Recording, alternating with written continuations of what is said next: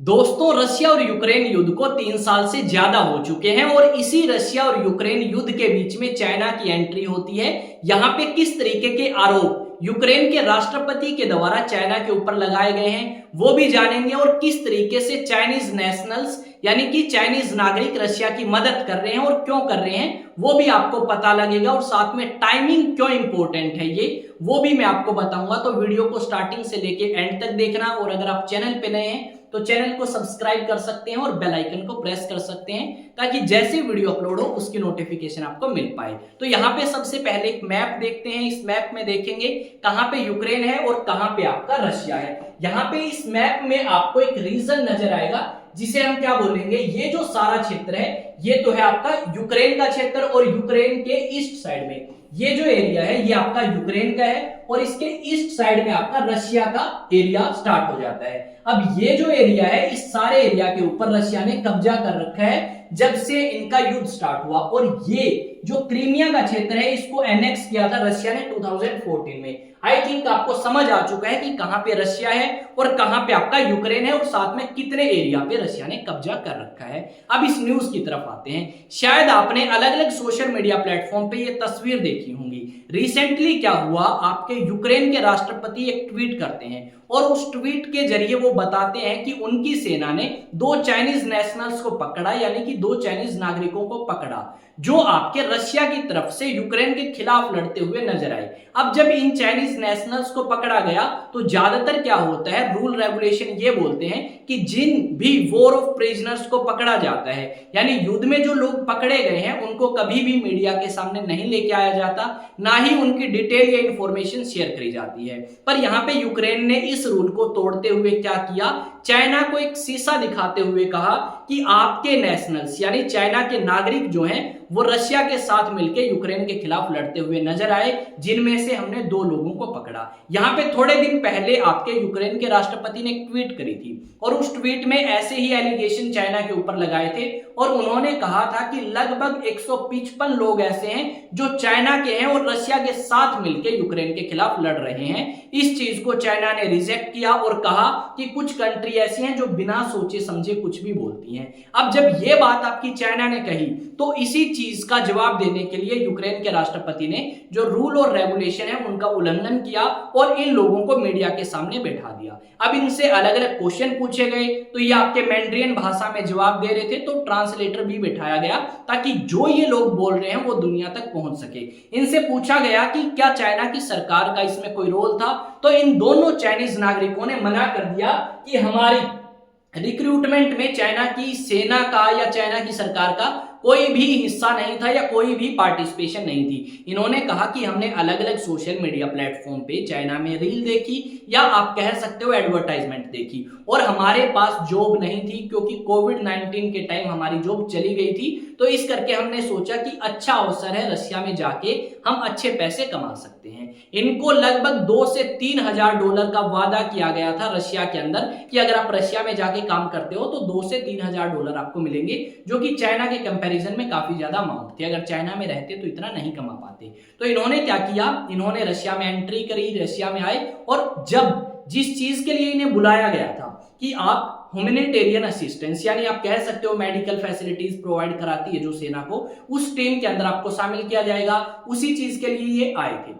पर इन्हें ट्रेनिंग दी गई लड़ने की और लड़ने के बाद इन्हें भेज दिया गया। इन्होंने कहा कि हमारे जो कलीग्स थे या और बाकी रशियन सोल्जर थे उन्होंने जिस भाषा में बात करी वो भाषा हमें समझ नहीं आई, हम सिर्फ इशारों में बात करते थे और हम चाहते हैं कि कोई भी चाइनीज नेशनल रशिया में ना आए और रशिया की तरफ से ना लड़े। अब ये चीज यहाँ पे हो सकती है 2 तरीके से।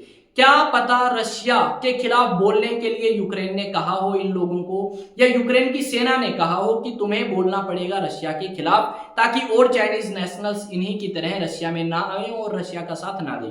इन्होंने ये कहा कि जो ग्राउंड रियलिटी है रशिया की वो बिल्कुल डिफरेंट है जो एडवर्टाइजमेंट में बताई जाती है उससे, और रशिया में आने से कोई फायदा नहीं है, रशिया के हालात काफी ज्यादा खराब हैं। यह भी कहा गया इनके द्वारा कि जितना ताकतवर हम रशिया को सोचते हैं उतना ताकतवर रशिया नहीं है और जितना कमजोर हम यूक्रेन को सोचते हैं उतना कमजोर यूक्रेन भी नहीं है। इस तरीके की बातें कही, यानी आप कह सकते हो इन लोगों के द्वारा मीडिया के सामने बिठा के ये बुलवाया गया कि रशिया कमजोर है और यूक्रेन आपका ताकतवर है, या फिर ये कह सकते हो कि और लोग ज्वाइन ना करें रशिया को। इस तरीके की बातें जो है इनसे बुलवाई गई ताकि और चाइनीज नेशनल्स आके ना लड़े। अब देखो, रशिया और यूक्रेन युद्ध को 3 साल से ज्यादा हो चुके हैं और इसी रशिया यूक्रेन युद्ध में हमने ये भी देखा कि ना सिर्फ चाइना के बल्कि यहाँ पे आपके नॉर्थ कोरियन सोल्जर्स भी हमें नजर आए, उसके अलावा और भी कंट्री से सोल्जर आए हैं। यहाँ पे इन्हीं चाइनीज नेशनल्स ने बताया कि जो आपका ट्रेनिंग स्टेशन था वहां पे इराक से भी कुछ लोग थे, अफ्रीका की कुछ कंट्री से भी आपके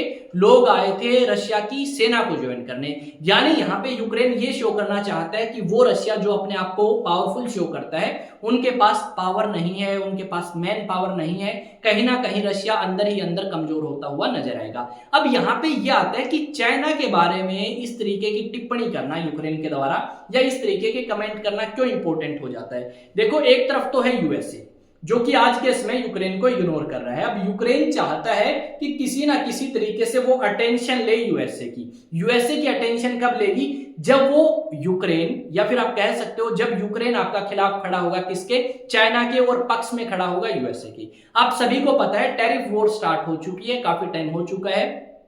इस टैरिफ वॉर में 245% टैरिफ आपके लगाए हैं किसने? राष्ट्रपति ट्रंप ने लगाए हैं। किसके ऊपर? चाइना के ऊपर, या अमेरिका ने लगाए हैं चाइना के ऊपर। अब एक तरफ तो चाइना और यूएसए का ट्रेड वॉर चल रहा है, उसी तरफ हमें यह देखने को मिलेगा कि वो चाइना जो अपने आप को रिप्रेजेंट करता है कि हम आज के समय एक ग्लोबल लीडर का रोल प्ले कर सकते हैं, वही चाइना अपने सोल्जर्स या अपने नेशनल्स को भेजता है कहां पे? यूक्रेन के खिलाफ लड़ने के लिए रशिया में। तो इस तरीके की गलतियां जो है वो उजागर करना चाहते हैं चाइना की, ताकि चाइना की लेग पुलिंग करी जा सके और चाइना को आगे बढ़ने से रोका जा सके। यहाँ पे क्या लिखा गया है देखते हैं। यहाँ पे लिखा गया है why Ukraine credit Chinese nationals fighting for Russia. वो इसलिए ताकि दुनिया को बता सके कि चाइना भाई विश्व विजेता नहीं बन सकता, चाइना वर्ल्ड लीडर नहीं बन सकता। इस तरीके की चीज जो है वो शो करने की कोशिश करिए। और साथ में आपका यूक्रेन के राष्ट्रपति ने परमिशन दी और सेना ने इनकी प्रेस कॉन्फ्रेंस करवा दी। अब इसका एक रीजन और भी हो सकता है। इसका रीजन ये हो सकता है कि अगर यूक्रेन के हाथ कोई भी कंट्री के सोल्जर लगते हैं तो उनको इसी तरीके के मीडिया के सामने लेके आ जा सकता है, और अगर वो सोल्जर मीडिया के सामने जाते हैं जिस कंट्री से बिलोंग करते हैं तो कहीं ना कहीं उस कंट्री की भी धज्जियां उड़ सकती हैं, उस कंट्री से भी विश्वास जो है बाकी कंट्रीज का कम हो सकता है। ये रीजन है कि भाई मीडिया के सामने इनको बैठाया गया ताकि और जो कंट्रीज ऐसा सोच रही थी कि रशिया की मदद करें वो रशिया की मदद ना करें, क्योंकि उनको फिर परेशानी होगी। यहाँ पे इन्होंने स्पष्ट कर दिया है कि चाइना की सरकार का इसमें कोई इंटरफेरेंस नहीं है, और इन्होंने इस चीज को भी माना कि चाइना की सरकार जो हमारी सजा डिसाइड करेगी वो हम सजा भुगतने के लिए तैयार हैं, पर हम चाहते हैं कि हमें वापस से दोबारा चाइना भेजा जाए। हम गलती से या आप कह सकते हो भूल में रशिया पहुंचे, और रशिया पहुंच के हमने उनकी सेना ज्वाइन करी, वो हमारी सबसे बड़ी गलती है। ये यूक्रेन के राष्ट्रपति बीच में आपको नजर आएंगे, व्लादिमीर जेलेंस्की इनका नाम है। इसके बाद एक दो फोटो और शेयर कर देता हूँ न्यूज आउटलेट के अंदर क्या क्या न्यूज चली है वो भी आप देख सकते हो अलग अलग न्यूज़पेपर में। यहाँ पे एक कमेंट या फिर आप कह सकते हो ट्वीट जो है वो शेयर करी गई है जेलेंस्की के द्वारा। इसमें लिखा गया है we continue to investigate all the circumstances surrounding the involvement of Chinese citizens in the Russian occupation forces.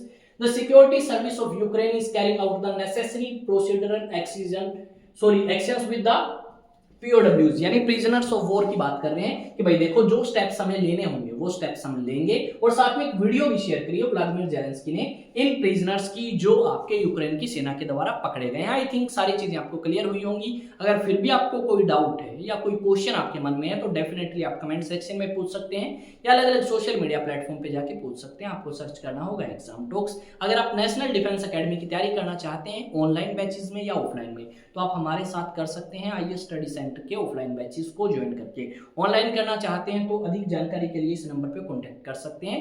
और जल्द ही इसी चैनल पे 100% नहीं कह सकते 70% संभावना है कि हम यूपीएससी सिविल सर्विस के लिए 2026 के लिए एक बैच अनाउंस कर दे। और पहले मैं आपको दिखाऊंगा क्वेश्चंस और उन क्वेश्चंस के बाद हम टॉपिक स्टार्ट करेंगे ताकि हम समझ पाएं कि जो क्वेश्चंस आए हैं क्या जो टॉपिक हम कवर कर रहे हैं उनसे होंगे या नहीं होंगे।